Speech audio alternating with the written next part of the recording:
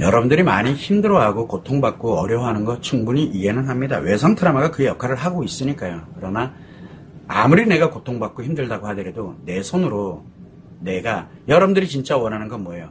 회복이잖아요. 회복해서 행복하게 살고 싶잖아요. 그러면 뭐부터 해야 되느냐?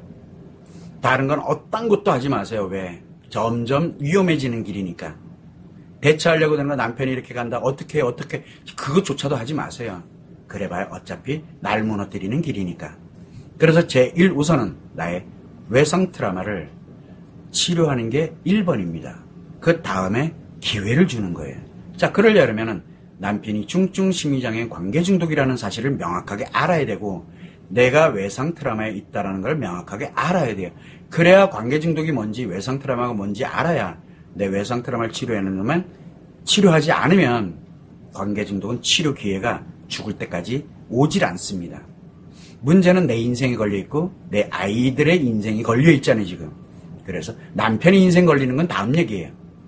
나를 회복해놓고 그리고 내 아이들도 회복해놓고 그리고 남편이 함께 행복하게 갈지 아니면 남편을 버리고 행복하게 갈지 그때 가서 선택하는 거예요. 그래서 치료 기회는 한 번이라도 주자. 왜? 남편에게 급성 중증 심리 장애가 발생돼 있기 때문에 자기도 왜 발생됐는지 왜 이게 이렇게 됐는지를 모르는 채 지금 살아왔다라는 거.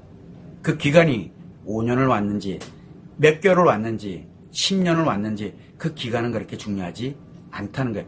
남자는 관계 중독이 발생했느냐 안 했느냐가 중요한 거예요.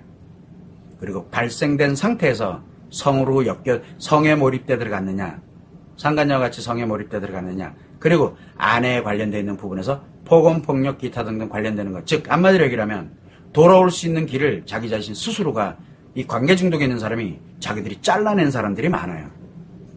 거기에는 미련을 둬서는 안 돼요. 그래서 나를 회복해 놓고 그리고 난 다음에 판단해도 결코 늦지 않습니다라고 제가 계속 여러분들한테 말씀을 드리는 거예요. 그런데 여러분들은 계속 이럴 땐 어떻게 하지? 이럴 땐 어떻게 하지? 이럴 땐 내가 무엇을 해야 될까?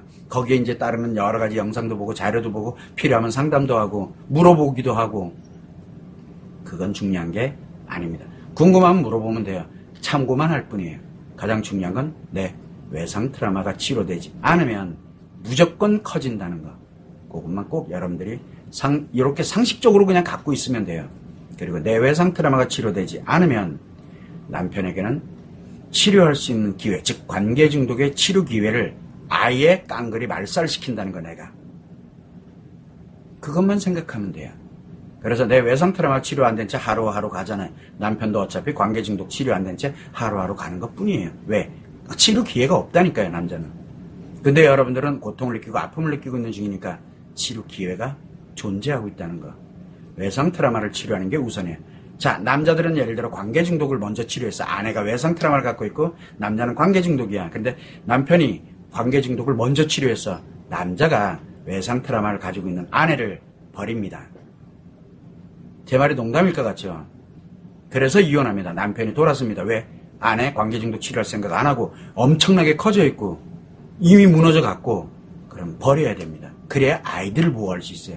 외상 트라우마 커진 사람들이 아이들을 양육을 하게 되면 아이들 다 무너집니다.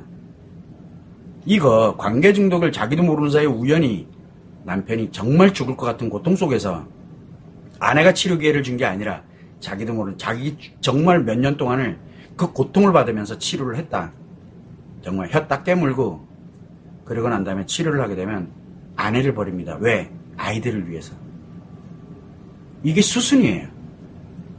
항상 이 점을 참고를 하시면 돼요. 관계 중독이라 해서 그리고 외상 트라우마라 해서 회복의 기회가 없는 게 아닙니다.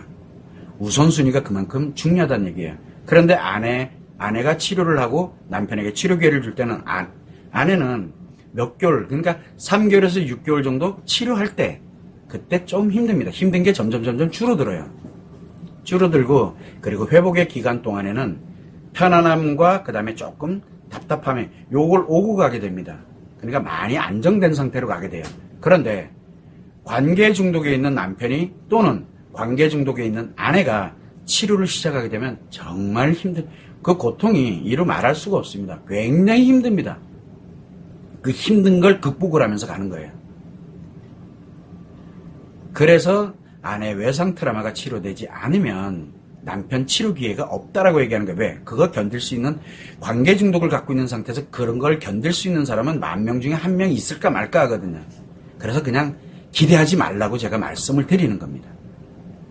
그거 꼭 여러분들이 참고를 해주시면 좋을 것 같아요.